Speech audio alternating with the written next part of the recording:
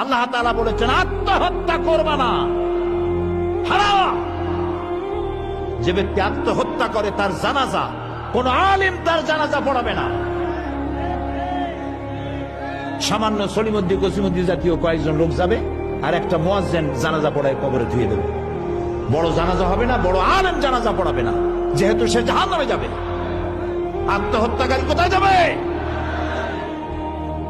কিন্তু এই যুবক পোলাপানগুলি ওরা তো বোঝে নাই, ওদেরকে বুঝানো হয়েছে যে তোমরা যদি এই কামটা করো একেবারে বেহেশত তো যাবাই, মরার সাথে সাথে আল্লাহর সামনে গিয়ে হাজির হয়ে যাবে। আপনারা ক্যারাম বোর্ড খেলা নিশ্চয়ই দেখেছেন অনেকে। আর ভাই কইতে লজ্জা কি, আমিও তো খেলছি ছোটবেলায় ক্যারাম বোর্ড খেলা। এটা কি কোনো গুনাহ নাকি? আমিও খেলছি। ক্যারাম বোর্ড খেলাটা কি? বোর্ডের উপরে কতগুলি এরকমের গুটি থাকে, একটা থাকে লাল, ঠিক না?